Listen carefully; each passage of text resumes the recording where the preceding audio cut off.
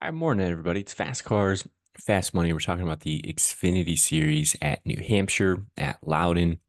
And of course, because NASCAR is in town, that means weather is in the area. So potentially might get this race in today. Maybe not. We will just have to wait, see, and find out. But more or less, thanks for tuning in to support us. If you want to help us, you can like, comment, share, retweet to get this out to more people. Subscribing to our channel is always appreciated as well. We're slowly but surely getting closer to 1,000, which has always been our goal from day one. If you want access to the spreadsheet, it's over on X. It's at Fast Cars FM.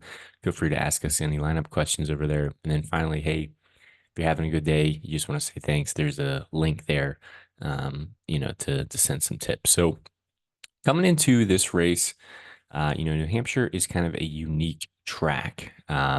And with weather in the area yesterday, we didn't get any practice or qualifying for the Xfinity series. So they're literally just going to wave the green flag, kind of like, the COVID days, and we're going to start racing. So we don't really know what teams are unloading well, who has good setups, who doesn't have good setups. So what are we really relying on? We're really relying on the short, flat track data so far, mainly, recent form, I would say 2024. You can also look at previous New Hampshire races. So those are really the main data points that we're focusing on. And then the grid is obviously set by the formula. So with no practice and qualifying, it kind of has, um, made this slate interesting from a place differential standpoint. There's a lot of good place differential plays, and I think it's trying to find the right combination of those place differential plays when you're building your line. So the chalk build, or I think the most popular build, is going to be people playing Christopher Bell, Alex Bowman, and Carson Kvapil together. Now, they're all expensive. They all start deep in the field. They're all going to project, through the moon to score well. And then you have three remaining slots where you don't have a ton of salary left. It's trying to figure out, where you go with those plays. I can see that being a very popular build today. The other build I see is maybe getting with Christopher Bell, and maybe you can't afford Alex Bowman, but maybe you drop down, to AJ Allmendinger, to Justin there, to Brandon Jones. Like there's some other plays you can pivot to and from. And then there's also the, what if we get a lap leader that goes out and leads, a good chunk of laps? Maybe we want to get different that way. Maybe you start playing some of these place differential plays and you try to, I think all those place differential plays that we mentioned can get out front and lead laps. But don't ignore, Chandler Smith, Justin Allgaier, Cole Custer. Um, for me, I'm going to lean the most on Chandler Smith. I think he has been really good on these track types. He has the best driver rating of all the full-time Xfinity drivers, driver rating wise. So I think he can go out front, lead laps. I think he's a contender to win this race. And then maybe that's a good way to get different, but he's expensive too. So it's tough to build. Everyone's going to want to jam in Christopher Bell, and for a good reason. But, with his price tag, it really limits the rest of your build and how balanced of your line is going to be. There's probably going to be at least one or two plays in your line that are cheap on the slate that just don't project well.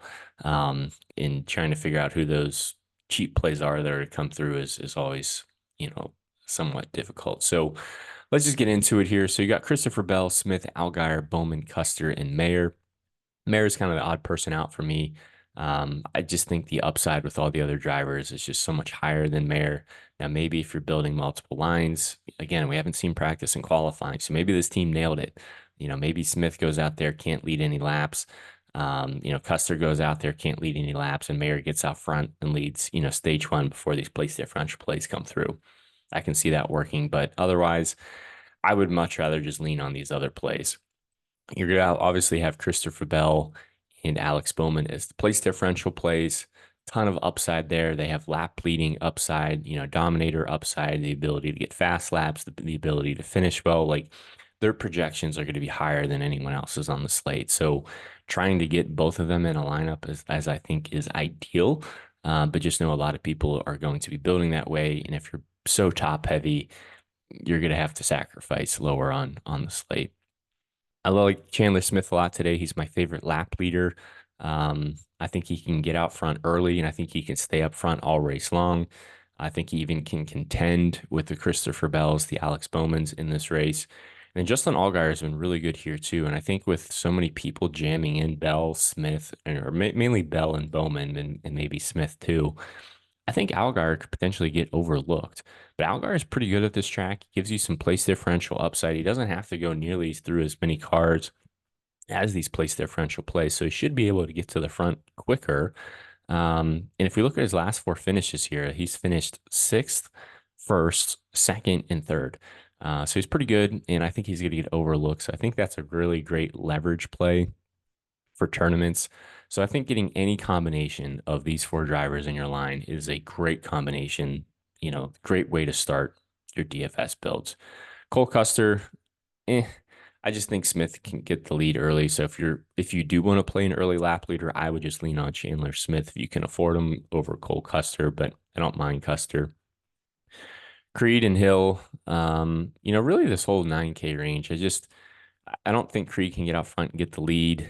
Austin Hill starts 13th. I just don't know if he has the ability to get out front either. He might stall out around like eighth or ninth place or something. Sammy Smith, if you're playing a lot of lines, I don't mind taking a little bit of a risk on him. He kind of has this type of racing background. At JGR, he actually had some good finishes here. Corey Heim is kind of in the same boat as Creed. I just don't know if he's really going to have the ability to get out front and lead laps. And, he's kind of expensive. I'd much rather drop down if you can, to this 8K range to, get some safer place differential plays in your line. So the other chalk play today is going to be Carson Kvapil. Basically, I think he does start DFL. So like Bowman, offers a massive amount of place differential upside, should be a top 10 contender easily, and he's cheap. So I think Kvapil is going to be a popular option for that reason. Just because depending on how top heavy you get, most people are still going to get, to this 8K range. If you're looking for some other pivots or just some other place differential plays that aren't going to carry as much ownership, but I think are still going to project well and all have top 10 upside, you got AJ Allmendinger, Justin Bondsquire there, and then Brandon Jones. So all three of these plays are a lot cheaper. They all start deep in the field. They're all in good equipment. They can all finish well, and it allows you to build a much more balanced lineup. So maybe you're building some lines and you're fading Christopher Bell or you're fading Alex Bowman. Well, how can you replace, the amount of points that they're going to project for? I think coming down to this low 8K, high 7K range is probably your best option. And then Herbst just starts a little bit too far forward. Jesse Love, I don't mind. I think it's a good way to get different. He's run okay on the short tracks, but again, just with how many place differential plays there are here, it's hard to ignore those plays. I'm not really getting the Kligerman, Sieg, or De Benedetto. I think Kligerman and Sieg run well. I just don't know if they have good DFS days. Starting eighth and ninth with how stacked this field is, I don't really envision them moving forward that many spots. I think they can maintain their running spot or more than likely, fall back and maybe finish 13th or 14th, something like that. SVG, Parker Retzlaff, Josh Williams, and Jeb Burton. So once you start getting down to the 6K range, it kind of gets interesting. Depending on how top heavy you go, this might be the upper range of, where your third place driver is, your third or fourth slot driver of the three remaining might be coming from. So, SVG, obviously is still learning, had a really tough weekend last weekend, looking to bounce back, starts 28th, decent car. The issue is he didn't have any practice or qualifying. So I think he's going to be kind of slow to start this race. And then maybe as the race goes on, he'll understand, but definitely carries a little bit of a risk as far as getting into an accident, spinning out, hitting the wall, getting into another driver. Retzlaff starts 24th. Decent place differential upside, can finish top 15. It really just depends on what type of equipment, the Jordan Anderson cars have this weekend. Josh Williams, decent equipment, and Colleague again starts 17th. Wish he started a little further back, but we know he can run around where he starts. And then depending on how the end of the race goes, he can get a top 15 finish. Alfredo's been running well. He just starts too high. And then Jeb Burton, kind of in the same boat as Retzlaff, just a little bit cheaper. Jeb Burton is, he's either up there in the top 12 or he's, in the mid 20s. It's kind of hit or miss with him. I really do like Kyle Weatherman. Really just because I think you want to just focus on the safety, who has place differential upside of these cheap plays. He starts pretty deep, decent driver. Most likely can move forward. He doesn't have the same finishing potential as these 6K plays. But again, depending on how much salary you have left, you might not be able to get to some of these 6K ranges, or these 6K plays. Clements, I think, is fine, kind of in the same boat as Jeb Burton. Can finish top 15, but he can also finish mid 20s. He can kind of go either way. Kyle Sieg, not a bad play. He's been running pretty well lately, has decent, track position to start. Um, but starting 19th, I think is kind of where his ceiling is more or less.